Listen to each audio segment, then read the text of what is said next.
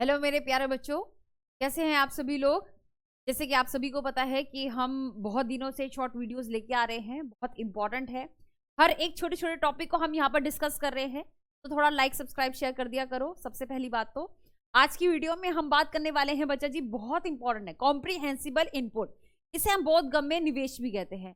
हर एक सब्जेक्ट में आता है, हर एक सब्जेक्ट में, चाहे तुम सीडीपी कह लो, चाहे तुम हिंदी इंग्लिश कह लो, सारे सब्जेक्ट में तुम्हें देखने को मिलेगा। सोशल साइंस, साइंस यदि है आपके पास, मैथ्स है यदि, तो उसमें देखने को मिलेगा। किस तरीके से हर एक सब्जेक्ट में आया हुआ है उसको मैं दिखाऊंगी, क्या होता है ये उसको भी बताऊंगी। तो जल्दी से पहले लाइक कर दीजिएगा और ऐसी छोटी छोटी वीडियोस के साथ बने रहें, ठीक। तो यहाँ पर सबसे पहले ये जो कॉन्सेप्ट है वो किसने दिया था? Stephen Krashen. Who was he? कौन था ये?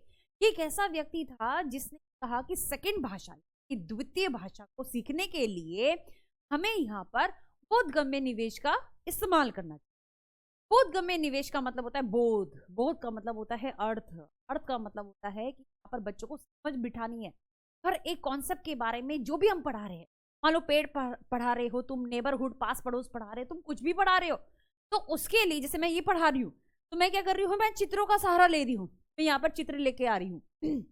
इसे कहते हैं बोधगम्य निवेश। यानी कि ऐसा निवेश में दे रही हूं, ऐसा इनपुट में दे रही हूं जिससे आप लोगों को बेहतर समझ में आ सके। तो एक अध्यापिका क्या करती है? एक अध्यापिका इसी तरीके से ये सारे के सारे निवेश को लेके आती है। यदि गणित पढ़ाएगी तो चार्ट्स पढ़ाएगी, चार्ट्स के थ्रू पढ़ाएगी, पारग्राम से पढ़ाएगी, या फिर छोटे छोटे मॉडल्स को लेके आएगी, डायग्राम्स को लेके आएगी, ठीक है, चित्रों का यूज करेगी। तो इन सभी को हम क्या कहते हैं? बोधगम्य निवेश। मतलब यहाँ पर टीचर इस तरीके से इनपुट दे रही है ताकि हर एक बच्चे को कोने कोने से बच्चे को समझ में आ जाए। तो इसमें क्या क्या चीजें आती हैं? जैसे मान लो अगर मैं ढंग से या स्पष्ट वाणी से बोल रही हूँ, क्लियर तरीके से बोल रही हूँ ताकि समझ में आ जाए, तो इसे भी हम क्या कहेंगे? बोधगम्य निवेश कहेंगे। या फिर मैं यहाँ पर चित्रों का सहारा ले रही हूँ, हम क्या कहेंगे बच्चा की? बोधगम्य निवेश कहेंगे। हाव भाव, जेस्चर्स, जैसे मोदी की स्पीच हो गई या जैसे एलन मस्क की स्पीच हो गई, मतलब भाषण हो गया। तो ये क्यों किया जाता है? ताकि सामने वाले को एक बेहतर तरीके से हम समझा सकें और सामने वाले को अच्छे से समझ में आ जाए।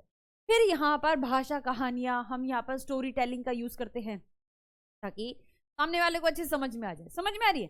तो ये सारी की सारी चीजें क्या होगी? इवन दो यहाँ पर अगर मैं प्रौद्योगिकी यानी कि टेक्नोलॉजी का भी यूज कर रही हूँ, मान लो मैं तुम्हें वीडियो दिखा रही हूँ, कुछ सुना रही हूँ, तो ये सारी के सारी क्या होगी? बोधगम्य निवेश होगी। अब यहाँ पर एक चित्र देखते हैं, इधर देखिएगा, ये क्या है? देख रहे हो यहाँ पर, ये सरकारी स्कूलों में इस्तेमाल किया जाता है, सारे सरकारी स्कूल है, ठीक है।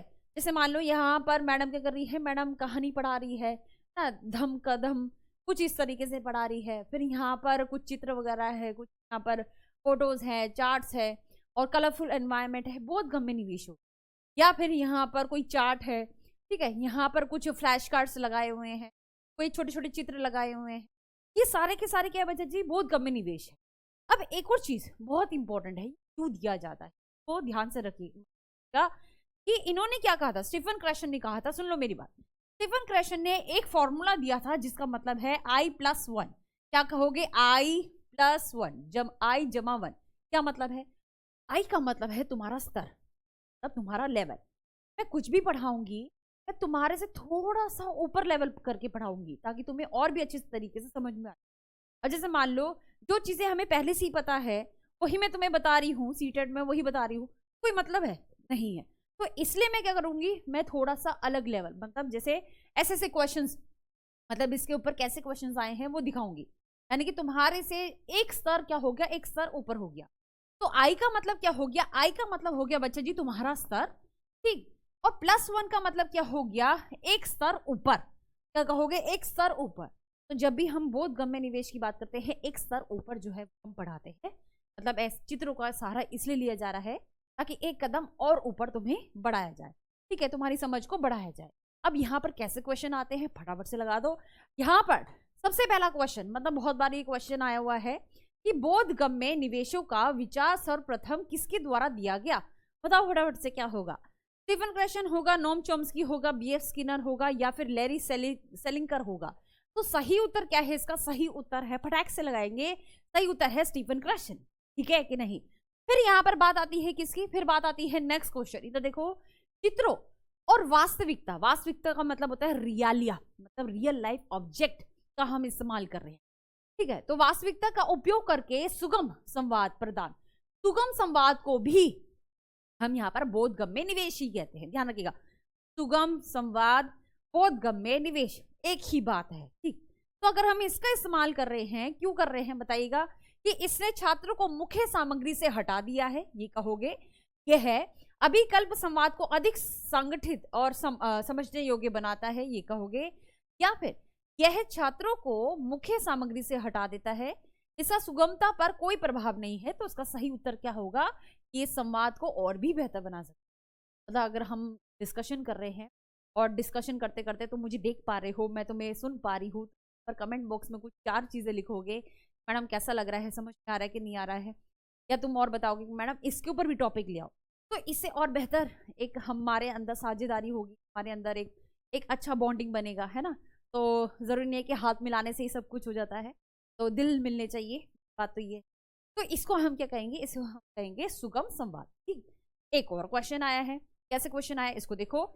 एक ऐसी निर्देशनात्मक विधि जिसमें दिए जा रहे भाषा निवेश का स्तर विद्यार्थियों के वर्तमान स्तर से ऊंचा है, कुछ ऊंचा है, इसे हम क्या कहेंगे, इसे हम समग्र भौतिक प्रतिक्रिया कहेंगे, यानी कि इसको इंग्लिश में बोलते हैं टोटल फिजिकल रिस्पॉन्स, या फिर बोधगम्य निवेश कहेंगे, कॉम्प्रिहेंसिबल इनपुट कहेंगे, या फिर सहारा देना कहेंगे, या फिर भाषिक निवेश कहेंगे। तुम कहोगे मैडम क्या होगा, बोधगम्य निवेश होगा, फटाक से लगाओगे, समझ में आ रही है।